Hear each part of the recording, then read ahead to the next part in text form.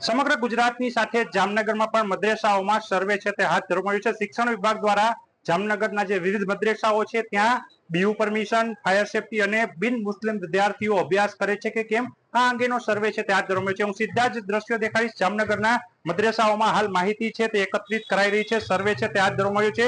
શિક્ષણ વિભાગના અધિકારીઓ પણ આવ્યા છે। ખાસ કરીને અહીં મદ્રેસાના જે સંચાલક છે એમની સાથે જ વાત કરીશું। શું કહેશો, કયા પ્રકારની હાલ સર્વેની કામગીરી ચાલી રહી છે અને કેવી કેવી માહિતીઓ માંગવામાં આવી રહી છે?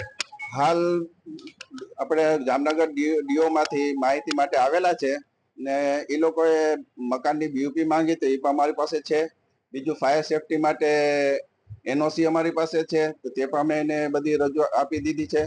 તે સિવાય જે એમને અમારે અહીંયા હોસ્ટેલ સાથે મદરસામાં વિદ્યાર્થીઓ અભ્યાસ કરે છે। અમારી પાસે 1 થી 9 ધોરણ સુધીની અમારે ડીઓમાં પણ મંજૂરી સાથે અમારી સ્કૂલ છે અમારી પાસે। બીજું આમાં બિન મુસ્લિમ કેમ કે હોસ્ટેલ સાથે રહેતા હોય તો હાલ અમારી પાસે બિન મુસ્લિમ કોઈ વિદ્યાર્થીઓ નથી, ફક્ત મુસ્લિમ વિદ્યાર્થીઓ અહીંયા અભ્યાસ કરી રહ્યા છે। બિન મુસ્લિમ વિદ્યાર્થીઓ નથી, મુસ્લિમ વિદ્યાર્થીઓ અભ્યાસ કરી રહ્યા છે। અલગ અલગ મદ્રેસાઓમાં તપાસ થઈ રહી છે, સર્વે હાથ ધરાયો છે। શિક્ષણ વિભાગના અધિકારીઓ છે એમની સાથે વાત કરીશું। શું કહેશો, કયા પ્રકારનો સર્વે જામનગરમાં ગુજરાતની સાથે આ સર્વે હાથ ધરાયો છે? કેટલા મદ્રેસાઓ?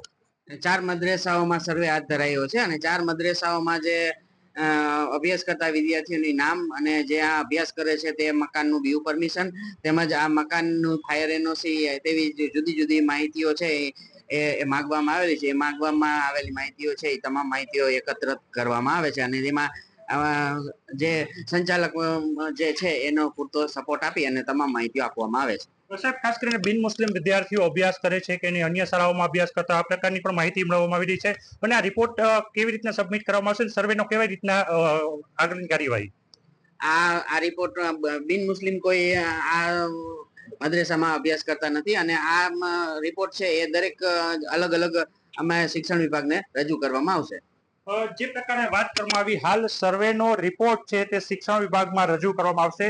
સમગ્ર ગુજરાતની સાથે જામનગરમાં પણ મદ્રેસાઓમાં સર્વે હાથ ધરાયો છે। તપાસ ટીમો છે તે પહોંચી છે અને સર્વે કરવામાં આવી રહ્યો છે। બીયુ પરમિશન, આ ઉપરાંત ફાયર સેફટી અને તમામ નોર્મ્સ મુજબ મદ્રેસાઓ ચાલે છે કે કેમ તેમની તપાસ છે તે હાથ ધરાઈ છે અને જામનગરમાં પણ મદ્રેસાઓમાં સર્વે છે તે શરૂ કરાયો છે।